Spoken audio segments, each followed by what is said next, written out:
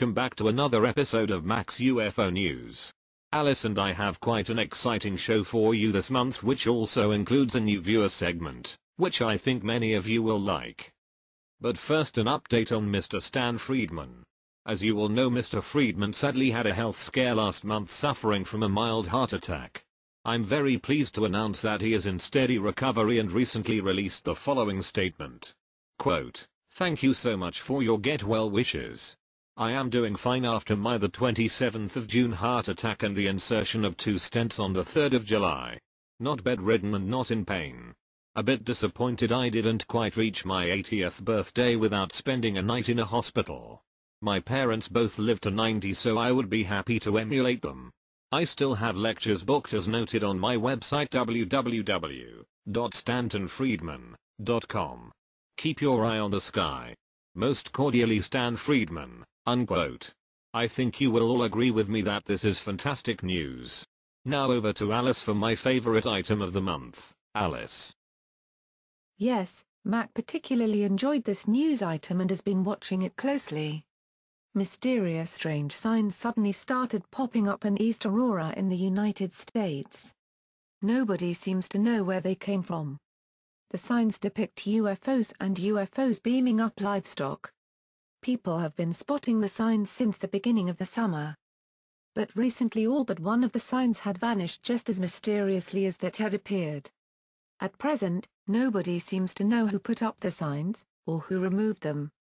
News 4 has the story. They appear to have a UFO theme to them. Are they a hoax, or do they have some sort of meaning? Well, we sent News 4's Emily Gugamas to check them out tonight. Emily, what'd you find? People have been spotting the signs since the beginning of the summer, but no one has caught whoever's hanging them, leaving chattering residents curious to find out who's behind them. East Aurora is known for a number of things: the Roycroft, Fisher-Price, and aliens? I don't know whose idea it is, or maybe the aliens put them up. Who knows? Signs like these are popping up in the village, including this one in front of Bill Bernhardi's home on Gypsy Lane. Well, I was looking out for crop circles. I was, just checking to make sure the gravitational field around here is the same as it is everywhere else. But, I'm keeping my eye open, Mayor Alan Kasperzak has his suspicions of who's responsible, and he doesn't think it's the work of aliens. I believe it might be the East Aurora Food Cooperative that's trying to get off the ground. That's my hunch, but I'm not positive. We didn't put those signs up to generate buzz, but we have put up other signs to generate buzz. East Aurora Fire Chief Roger LeBlanc spotted a sign in the middle of the night. And where did you see it? In my daughter's hand.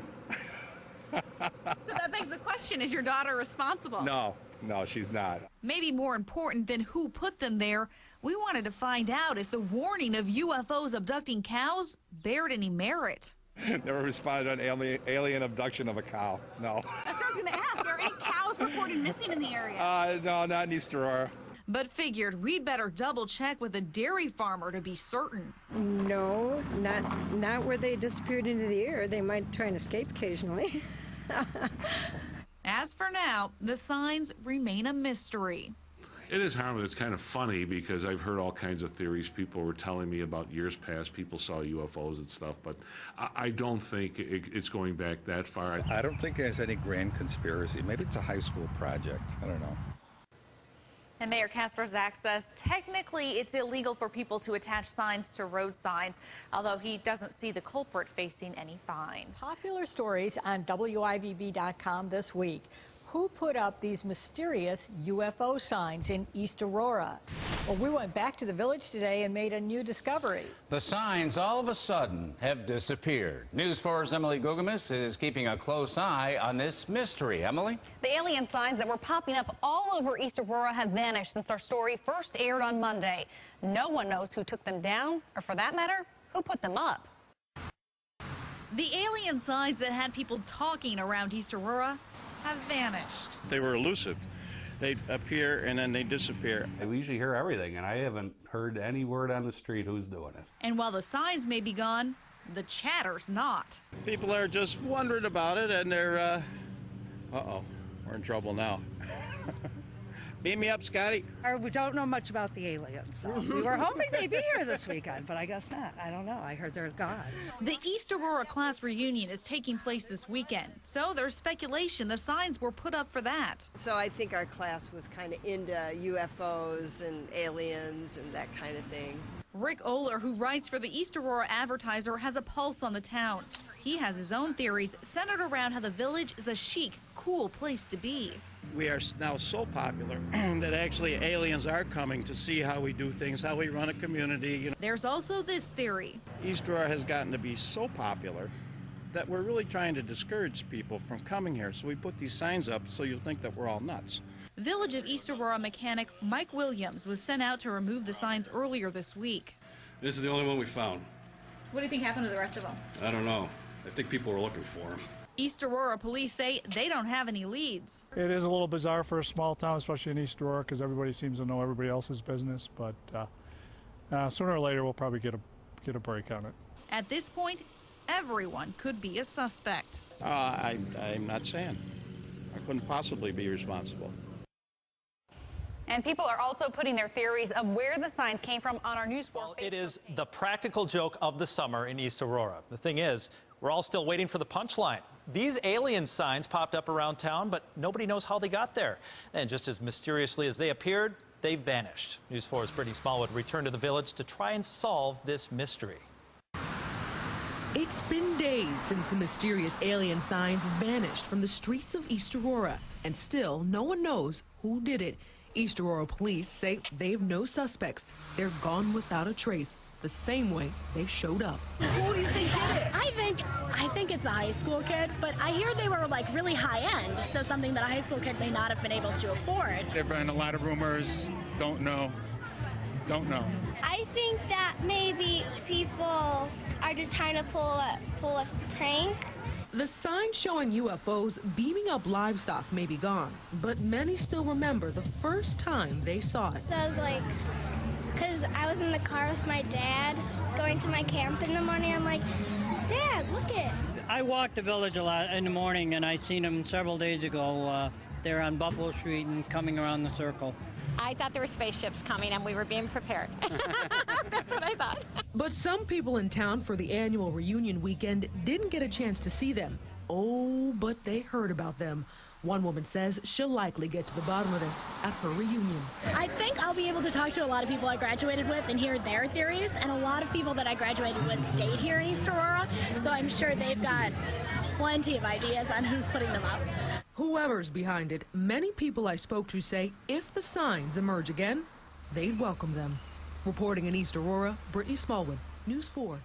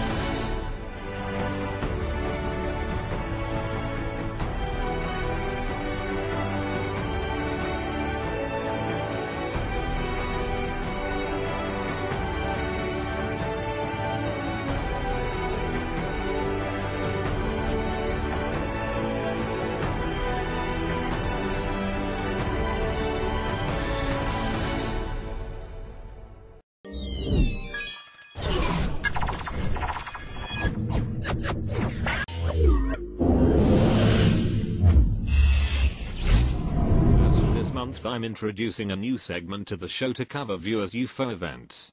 If you have a conference, crop circle trip or skywatch, you name it, send it into the Max UFO News discussion forum and we will cover it for you on the show. Please include as much detail as possible and any posters, pictures or video that promote the event. Also please include your contact details. Earlier this week I spoke to a delightful lady by the name of Sandra Shufflebottom. Now Sandra hosts the unedited audio experience radio show on Wiltshire FM 97.2. WFM is a community radio station based in the heart of Wiltshire town centre in South Manchester. It belongs to the community who live and work in the area and acts as a platform for them to have a voice which might otherwise go unheard. Now what's special about Sandra's show is that it covers the UFO and crop circle subjects on a regular basis, alongside music, guest conversation and recent news topics of interest, which as we all know, is quite a rare combination for the radio. It's a fantastic radio program and well worth tuning into. The unedited audio experience airs every Thursday evening between 7 and 8 p.m. The broadcast is also available online at www.wfmradio.org as well as YouTube. So make sure you check it out. Many thanks Sandra for sending your item into the show.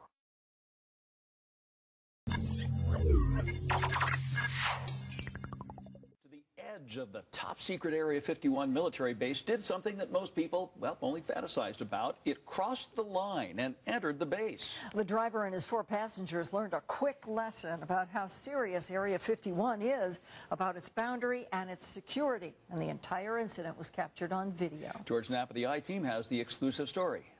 In the 25 years since our reports first put the once unknown base on the map, tens of thousands of curious people have trekked out to the desert to take a peek. A few have tried to slip into the base and were quickly scooped up. As far as we know, this is the first intrusion caught entirely on video, and it nearly caused a shutdown of the regular tours. Look how bright it's getting. Look at it now. Area 51's years in obscurity ended in 1989 when news reports about classified projects at the Nevada base set off a stampede of UFO seekers, aviation watchers, and media. The base is still a favored location for classified military projects, so security is justifiably tight. Motion detectors, high-tech cameras, the ominous camo dudes, and warning signs which declare deadly force is authorized. The signs themselves have become photo ops, the money shot for guided outings like those operated for 15 years by adventure tours. That in last August, that the CIA finally declared that it was a legitimate area military installation. Some of them are just curious. They don't know what it's about. Other people believe that they've been abducted. Other people believe they are actually aliens and they want to go out there to hopefully get back home.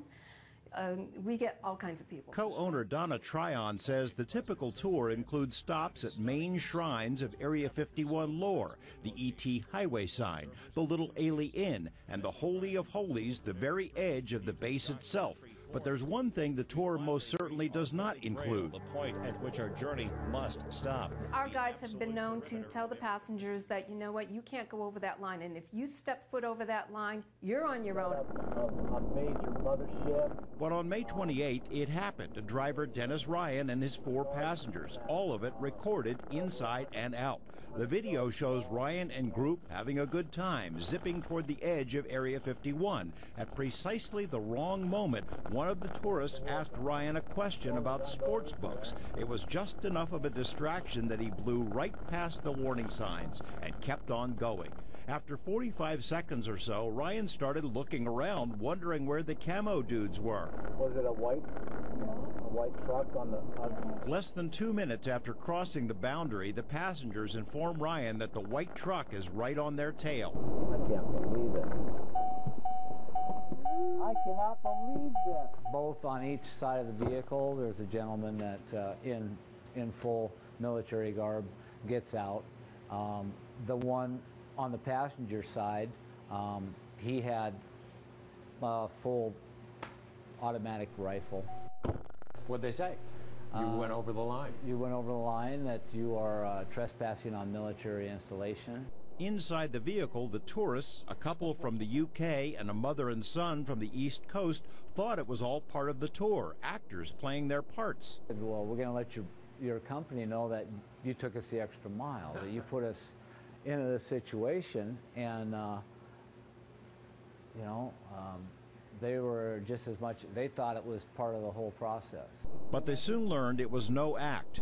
No, those are the men out there. After Lincoln County deputies arrived, the driver and passengers were pulled out, cited for trespassing, and given court dates. The projected fine, $650 apiece, and a misdemeanor conviction. This is absolutely unacceptable. Co-owner Will Tryon contacted Lincoln County DA Dan Hoagie and tried to get the out-of-state passengers off the hook. We were afraid that they would issue a bench warrant for these 4 people and turn our good tourists into criminals. You guys all right? But Hoagie wasn't budging. He suspected it was done on purpose. Your tour goes to Area 51, and your intent is to enter Area 51. And I said, Mr. Hoagie, I said, you couldn't be more wrong. The company decided if the citations stuck, they'd close down the tours to 51, which would be a blow to the fragile rural economy. What the DA didn't know until the I-team contacted him is that the incident was on video. One look at the video and the expressions on these faces, and the DA knew it wasn't intentional. The driver has to pay, but the passengers don't. You're going to be famous, you know that. The driver who blew through Area 51. Great, great. No, I'm barred for at least two years now. Lincoln County has an arrangement with Area 51. It handles all trespassing cases. The DA told us that while tourism dollars are important to the county, so is the base, which generates a lot of tax revenue. After we told him about the video, the DA agreed to drop the charges against the passengers, but on one condition, that no video recorded by the van's forward camera be made public. That camera recorded camo dudes coming from the other direction. But for the record, there were no shots of any flying saucers or secret aircraft. UFO Day. Did you know? And a new poll says at least 36% of people here in the United States believe in those flying saucers. And possibly, even more interesting, more than 10% are positive they've actually seen one. Is Trace Gallagher one of the 10%? Trace? There's a little bit of good news here, Jenna, because if nothing else, it appears the space aliens, they're very respectful because they tend not to bother us while we're sleeping and while we're working, which is awfully thoughtful. Consider this. The National UFO Reporting Center says since 1974, there have been 90,000 UFO sightings in the United States. That works out to 6 sightings per day. Over the past 15 years, this chart shows you that most of those sightings have happened, don't you know, on Friday night at happy hour, 5 o'clock. But in case you're wondering that maybe it takes a few cocktails to bring the aliens out, not always the case, because the next chart shows you the most sightings happen in Washington State, and Washington State happens to be one of the lowest states for alcohol consumption. Utah, rock bottom for alcohol consumption, but way up there when it comes to UFO sightings. And see the northern states there? A lot of experts believe that's because the northern lights kind of mess with your eyes and think there's some UFOs out there. Keep in mind, they believe that most of these things are easily explained, but some experts say not all. Listen. There was a small proportion of these cases that were genuinely more interesting. We couldn't prove that they were extraterrestrial, but we didn't rule out that possibility either. And when we had pilots and military personnel, police officers, radar operators reporting these things, performing speeds and maneuvers that we just couldn't match. And you got to know, it was 67 years ago this week that the supposed crash landing happened in Roswell, New Mexico. Witnesses claim to have seen wreckage and bodies. The Air Force first mentioned a flying saucer, but then decades later changed the report to say, no, it was a weather balloon, and those bodies you thought you saw, those were actually test dummies. Most believe there could be a cover-up in Roswell to this day. There's no actual statistics on how many of those people had just got back from happy hour when they saw the crash and the dummies laying on the ground. Something to consider according to that research. So, Trace, after all of this, you know, are you a believer? Of course.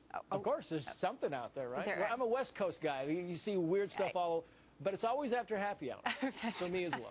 That's right. As a Californian myself, I certainly understand that. And of course, if we said no UFOs exist, then one would fly across the Los Angeles freeway instead of the car chase, and we'd have to cover it, and then, you know, we're just going to jinx ourselves. So we'll leave the only thing worth watching over English Bay last night, a bright object streaking across the sky had lots of people thinking it was a UFO.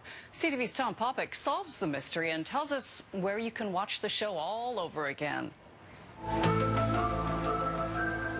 Time 22:30 hours dusk and hanging over English Bay. I'm kind of freaked out right now. Something flying for sure, but unexplainable to hundreds watching below. We're being attacked. Everybody hide. Do you believe in the existence of extraterrestrials? In film and fiction, Vancouver is no stranger to mysteries in the sky, but this, getting real-life buzz, Twitter lighting up. At first it looked like a plane, but then this weird thing happened. Hashtag, what is this?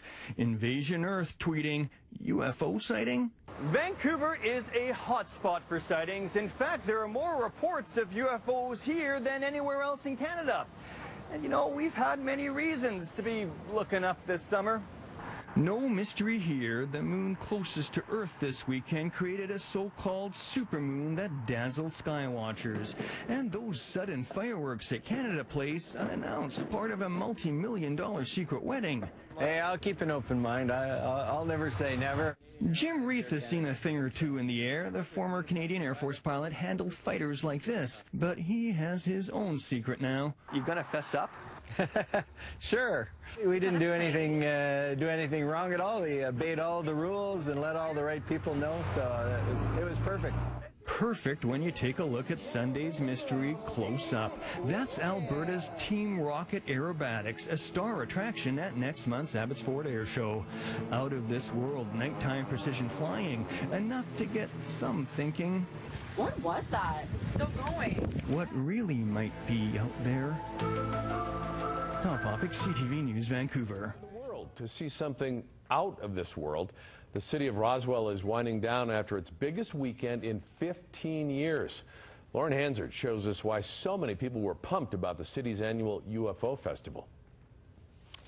The alien phenomenon is continuing to attract tourists from around the world. The numbers speak for itself. Museum director Mark Briscoe says nearly 7,000 people visited the museum this weekend. Since I was a child, I wanted to come here. I've wanted to come here since I was 8 years old. The festival had its highest attendance in 15 years, and they came from all over the world. We had people here from France. We had a lot of people here from Japan. We had them here from Greece. We had them here from Ireland, London. It's just mind-boggling. You never know who you're going to run into or talk to, and they're all from foreign countries. According to Briscoe, the world's fascination with aliens is growing. There's so much more out there now. People are talking about it more. It's on the news. And the city of Roswell is booming from it. Big D's Burger Joint says it was the busiest weekend they've had since opening 4 years ago. Oh yeah, from 11 to I mean, we're pulling 12-hour days here just to keep up, trying to go into grocery stores, buying extra groceries, just to handle the business. According to the organizers of the event, you couldn't get a hotel room in Roswell. People were staying in Artesia and Ruidoso and commuting to Roswell. It hasn't gone away. You know, it's very interesting, and you know, we don't know what's beyond the stars. You know, that's what's amazing. And will we ever know? I don't know. In Roswell, Lauren Hansard, KOB Eyewitness News 4. Okay, Regina. What does that look like? A star? A UFO. Does it look like a UFO? I don't know. I love this stuff. This is from Bonnie Longo. She sent this in.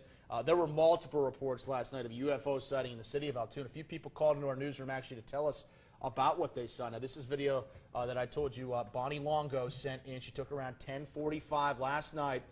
And you can see that orange object. It appears to have a halo around it dancing across the sky. I don't know about a halo around it, but you can see the object repeatedly disappear and then return to view. Now, I watch all the shows. I love the Bigfoot shows, the Loch Ness Monster shows. You watch the Bigfoot UFO shows? Oh, come on. It suspends belief to a degree to where I like that. I like that a bit. Now, that was you know, when that happens in your own backyard right there in Altoona, I mean, that brings up some big last night. questions. Maybe you heard about it online. Some mysterious lights in the sky were certainly the talk of social media today. Speculation was swirling over the unidentified lights in the Young and Shepherd area. The bizarre sighting had people posting videos online. Toronto police confirmed they've received reports of a strange light. One officer tweeted the lights were likely coming from a quadcopter, a small, remote-controlled flying toy. The truth is out there. All right, I want to get our crowd to weigh in on this next story. You're going to watch the screen. We're going to talk about this UFO. A UFO sighting in Chile? The country's government there releasing these pictures showing what they believe to be an unidentified flying object. The UFO was spotted by mine workers, saying that the object was silent, flying low, and slow over the area for more than an hour. The Chilean officials in the government, they say it's not ours. And the Aeronautical Society says we had no planes in the sky. We don't know what it is. And they've ruled out meteorological data. I mean, it was a beautiful sunny day, no clouds. What do you guys think? UFO? Yes. You guys are smart. Who had the phone? E.T. phone home? We are ready to believe you. We are. These folks are on my side. From the 21st of June until the 31st of August, 2014, the Wiltshire Museum in Devizes is presenting Exploring the Mystery and Beauty of Crop Circles as this year's annual summer exhibition. Compiled and curated by Dutch and German crop circle researchers Monique Klinkenberg and Andreas Muller, it is the first time ever that the crop circle phenomenon and the research behind it is featured in an exhibition in a historic museum. Together with the exhibition that was officially opened last Friday by MP Claire Perry, the Wiltshire Museum also hosts the Crop Circle Access Centre as an information centre for crop circle interested visitors and tourists in search for information about the latest crop circles. Information is also available about which examples can be visited and how.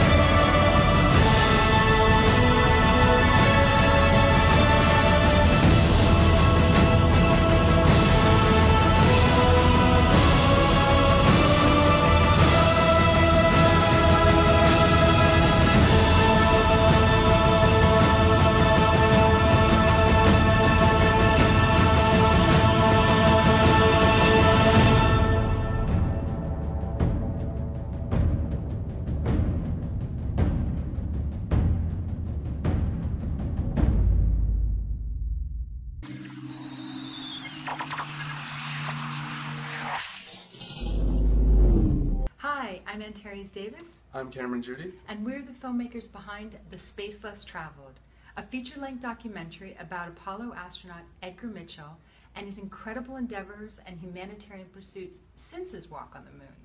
We've been filming now for over a year, but in order to finish the film, we need your support. We have some really great incentives, so we hope you can donate and help us finish what promises to be a very important documentary.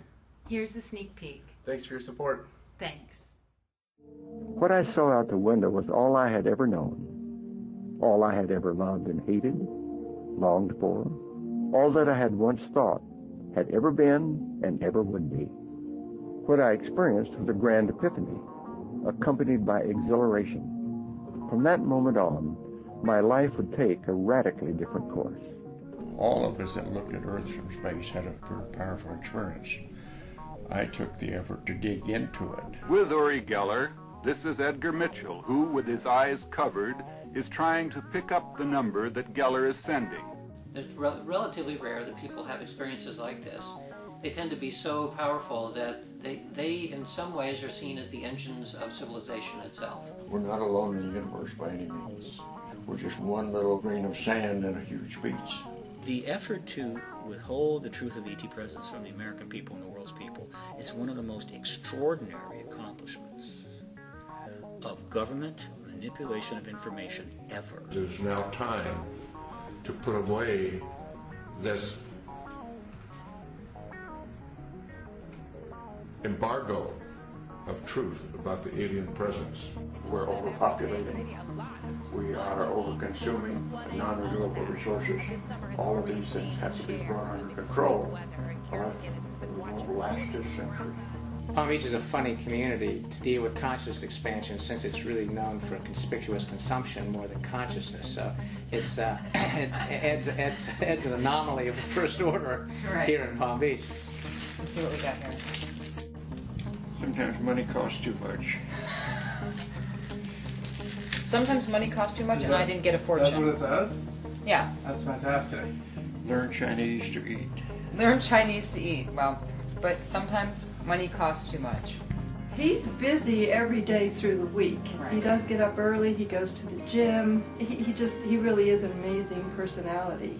Anyone else, any other man who was born in 1930 would have retired 20 years ago. In our family, we got cowboys, Indians, astronauts, rednecks, roughnecks, police officers, and I realized I was describing the village people.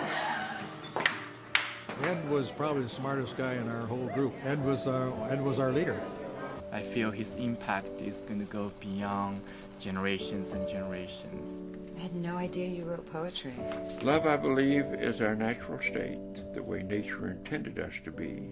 And somewhere we found that fear was abound in our map we called reality. When we begin to add fear to our minds, regardless of how it accrues, we limit the places we're willing to go and cut off our most joyous views.